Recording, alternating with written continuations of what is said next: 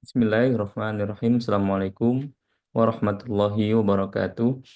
Pada para mahasiswa program studi Sistem Informasi Universitas Terbuka, pada pertemuan ke-8 kali ini kita akan membahas topik mengenai internet dan juga e-bisnis.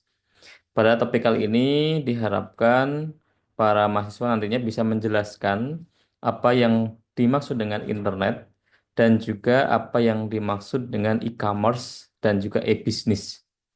Materi kali ini kita akan mempelajari mengenai internet dan juga jejaring komputer. Jejaring komputer ini ataupun networking itu merupakan sistem informasi modern menggunakan telekomunikasi untuk menghubungkan berbagai perangkat dalam suatu jaringan, termasuk antar organisasi, pelanggan, pemasok, dan lain sebagainya. Mereka terkoneksi menjadi satu. Nah, komponen dalam jaringan itu terdiri dari komputer, pengirim, dan juga penerima. Jadi kita butuh yang namanya host dan juga server dan juga klien ya, di mana itu nantinya eh, termaktub dalam satu komputer, dia sebagai receiver dan juga bisa juga yang akan mengirimkan ataupun penerima. Nah, butuh berikutnya adalah ada medianya, baik media berupa kabel atau wire dan juga non kabel ataupun wireless. Bisa pakai dengan serat optik, bisa pakai gelombang radio dan lain sebagainya. Nah, pemrosesan komunikasi itu juga butuh seperti modem ataupun access point dan lain sebagainya. Dan juga perangkat lunak komunikasi seperti browser untuk mengecek yang akan kita buka. Nah, domain internet itu apa? Domain itu adalah alamat IP-nya ataupun internet protokol. Jadi setiap sistem komputer itu memiliki alamat protokol yang unik. Jadi setiap tempat itu berbeda dan dapat digunakan untuk koneksi. Nah, ada juga namanya DNS ataupun Domain Name Service. Itu nanti digunakan untuk mempermudah kita untuk mengakses alamat itu. Jadi seperti kita tahu ada .com, .org, .id, eh, .school dan lain sebagainya. Dan itu juga bagian dari domain. Nah, pengelola domain itu di dalam sebuah modul ya, kita bisa melihat ada namanya Internet Assignment Numbers Authority ataupun IANI. Dan di sini adalah memang adalah penyelenggara domain yang pertama. Dan ini lembaga ini dikontrol oleh pemerintah Amerika waktu itu. Dan lembaga ini bertanggung jawab untuk mengontrol nama-nama domain internet dan nomor alamat IP. Nah, berikutnya adalah nanti kita juga akan mengenal yang namanya protokol internet, TCP/IP atau protokol utama untuk memastikan pengiriman dan juga penerimaan sebuah data. Nanti rekan-rekan semua akan mempelajari apa itu FTP, SMTP, Telnet, dan lain sebagainya. Itulah bagian-bagian dari protokol internet.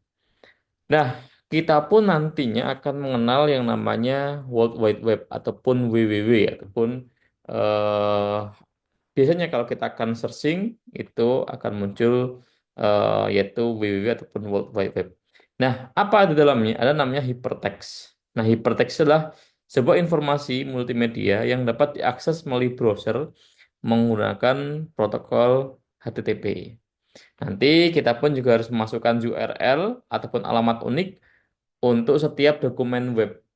Nah, terus berikutnya adalah HTML dan juga XML, yaitu bahasa yang mana kita akan mengembangkan sebuah situs itu membutuhkan sebuah bahasa. Atau orang lebih kenal adalah hypertext markup language.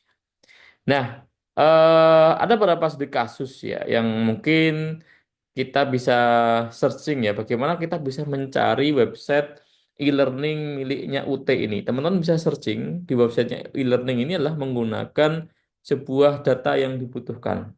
Jadi kita searching data tersebut ya. Setelah itu baru kita akan mendapatkan informasi mengenai e-learning UT yang sekarang ini rekan-rekan semua akses.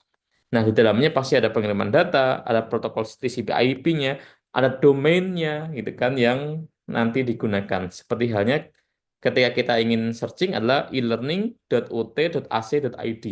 Ini adalah bagian dari domain yang nanti akan kita gunakan. Nah, apa keuntungannya rekan-rekan semua?